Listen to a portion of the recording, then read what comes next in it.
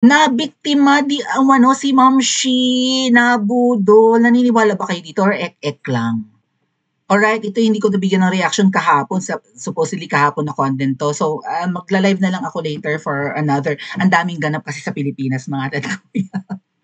Okay, and kailangan ko mabigyan ng reaction to lahat. Alright, so, nabiktima daw si Ma'am Shi ng Pamilya Diskaya dahil yung kanyang pinagawa for the, ano ba to? Basahin ko nga sa film heritage kineme. So siguro sa mga gumagawa ng mga movies, right? So yung mga old movies at mga pelikula sa pinilakang tabing na sa tingin natin ay magkakaroon ng magandang ambag sa ating lipunan, alright, at sa ating kasaysayan ay pinagpatayo ni Ma'am Shi ng parang building. Alam mo, Ma'am Shi, ang sabi ni Attorney Nick, bakit parang bisibisihan ka? Wala ka namang posisyon sa gobyerno. Tama ba ang sinabi ni Mangga na ang nagpapatakbo ng Pilipinas ay Araneta at Romualdez? Kasi unti-unti, tuwing umiimik ka, parang nabubuking na ikaw ang punong abala at hindi singiwi. At para magmukhang punong abala singiwi, nagpapapicture sa kung saan-saan, sasakay ng helicopter, magtuturo-turo sa mga binaha, pupunta sa mga flood control projects, magtuturo-turo din. Mahilig siyang magturo-turo sa mga nasunugan, magtuturo na naman. Para eme-eme, optics, right? Eme-eme na busy. Ay, hindi niya alam kung paano mamuno ng Pilipinas kasi again, spoiled yan singiwi. Okay, born with a silver platter and whatever, golden spoon. Spoiled brat allegedly nga, di ba po? Well, sinabi ni Mangga, hindi allegedly. Puro na lang party, puro gala. Yan ang buhay ni Ngiwi, in-enjoy niya ng bonggang-bongga. Ayan ang kauna-unahang nepo baby or nipo baby. Si Ngiwi. Yan magkakapatid. Right? Tatlong magkapatid yan, di ba? Si Mangga, yung kapatid na tahimik na babae, tsaka si Ngiwi, yan ang mga nipo babies.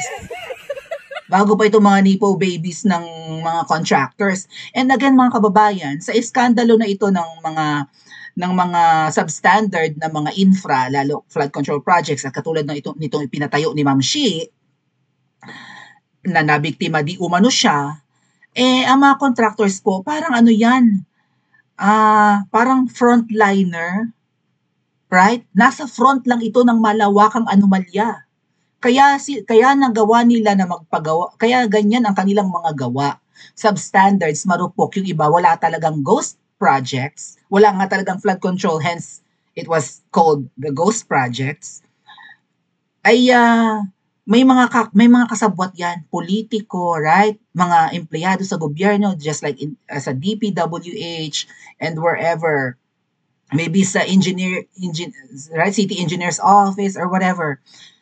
And of course, for sure, ang nasa itaas, kakonsyaba. Kasi wag niyong kalilimutan mga kababayan, ha? Ang confidential and intelligence fund ni Ngiwi, bilyon. Taon-taon, bilyon. Paano hindi nila nalalaman ang anomalyang ito? So, saan napupunta miski yung intelligence fund ni Ngiwi, saan napupunta? Yung confidential ay hindi nga pwedeng maimbestigahan yan kasi confidential. Billion, pero ang inaatake nila ang confidential funds ni VP Sara noon na 125 million ko nung winaldas at ngayon wala ng confidential fund ang ating pangalawang Pangulo. So babasahin ko lang sa inyo mga ate at kuya itong article ng News 5 at ito ay binura ni Ma'am Shi. Binura niya yung post na ito or pinaltan niya yung, hindi kasi nakikita yung history, pinaltan niya yung kung bakit kaya ganun. Pinaltan niya yung caption. Pinost niya to pero na-capture nga ng media na sinabihan niya ang mga Diskaya na mahiya naman sa kanilang pinagagagawa na nakakontrata sila sa gobyerno pero ang laki ng budget, sila lagi ang nananalo tapos marupok ang mga gawa. Ay si Ma'am Shi may pinagawa din. Ano sabi niya? Mahiya naman kayo, pati ito ninanakawan niyo ng dignidad. Ikinagalit ni Ma'am Shi ang nang madat ng hindi natapos. Ito rin yata yung chinet ni Taratara, si Auntie Claire. Si Claire Castro ba yun, yung spokesperson ng Ngiwi. Ito yung may picture din siya, nagtuturo din siya, parang taga-DILG na rin tong si Liza, tara-tara, taga-inspect, si Clarissa, si Claire Castro, tara-tara.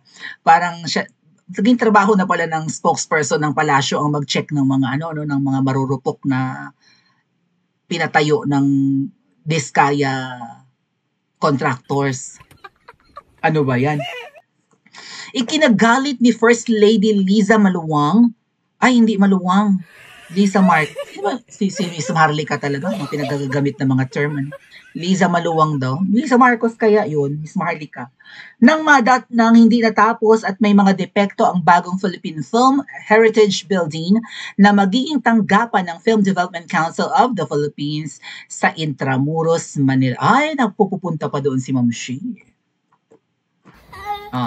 Leaking roofs, crack, ito daw yung sinabi wala na to sa page ni Ma'am Shi ha, leaking roofs, tumutulo daw ang kisame or bubong, cracked walls, so malamang, no, mas marami ang buhangin kesa sa semento.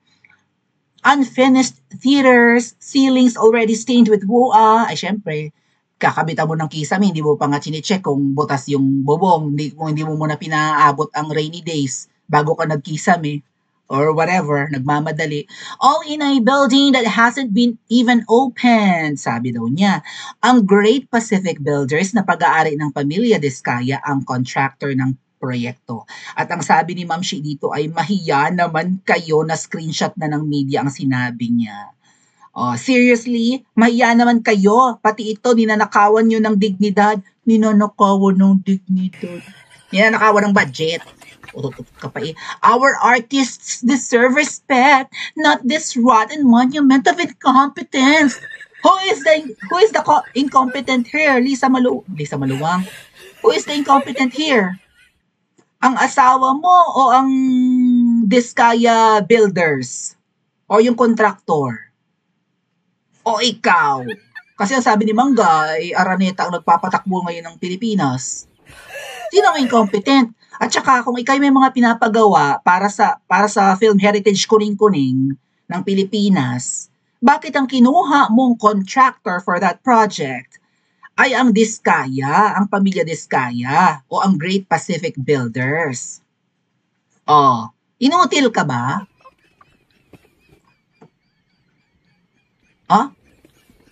Mukhang inutil ka. Tapos ngayon feeling mo na biktima ka. Binatikos ka tuloy ni Sas. Ano sabi ni Sas? This is where Liza and Imelda are different. The monoliths of Imelda, o yung mga ipinagpagawang pagkalalaking mga, ano ba to? Like mga Philippine Lung Center, Heart Center, CCP Complex, kung ano pa mga amazing theater. Di ba maraming pinatayo itong si Imeldific? The monoliths of Imelda were commissioned to be done by heavyweight architects and engineers. Liza, to the Diskayas who think engineers are bookish, di ba sa interview ng mga Diskaya, ang mga engineer daw ay book smart, and foremen are better kasi yung asawa ni Sara Diskaya ay parang mas magaling pa so, right? Parang alam na niya ang mga ginagawa ng engineer, gano'n, no? So, bakit ang mga ipinagawa mo, Liza, ay Diskaya ang kinontrata mo? Doon pa lang sablay ka na dahil ang iyong biyanan ay ang bongga-bongga ng mga legacy. At least nakatayo pa hanggang ngayon ang mga ipinatayo ni Imeldific. Ikaw, hindi pa nga nagagamit, tumutulo na, nagbibitak-bitak na. Alam mo, eme-eme ka na lang ngayon na alam niyo mga kapatid ko, ang opinion ko dito ay, kunwari na lang to ni Liza Marcos na nabiktima siya. Pero mukhang kasama ka sa anomalyang ito. Or at least ang administrasyon. Kung ikaw ang nagpapatakbo, alin man sa inyo, ikaw o yung ngiwi. And kasi baka nalaman baka may makaalam pala. Right? Baka kapag ginamit ng mga filmmakers or whoever, producers, directors, yung building na yan, at makita, di ba kayo? Kasi hindi pa nagagamit, may mga cracks na raw na iskandalo ngayon ang Diskaya. na bulgar. Nagpa-interview kay Julius Babaw na bonggang-bongga ang kayamanan, ang dai-daing mga luxury cars na pahiya. Nananalo, yumaman ng malala nung naging contractor ng DPWH na iskandalo. Alright? And dahil nasa kahihiyan ngayon ang mga diskaya ng Pasig na kalaban ni Vico, na tinalo ni Vico, alright? Pero ang alam ko, ano yan ang mga diskaya ay parang under the partido ni Ngiwi. Alright? Parang yan ang sinuportahan ni Ngiwi. Or I don't know, baka binakfight ni Ngiwi. Baka sekretong manok ni Ngiwi si Vico, we don't know. Kasi, di ba, trabaho nila yan eh. Mambubudol sila eh. Nabudol nga tayo, malay natin, nabudol din nila yung diskaya. Or kung ano man, okay, bago magamit yung building na pinatayo ni Liza Marcos ng mga involved sa Philippine film production or what,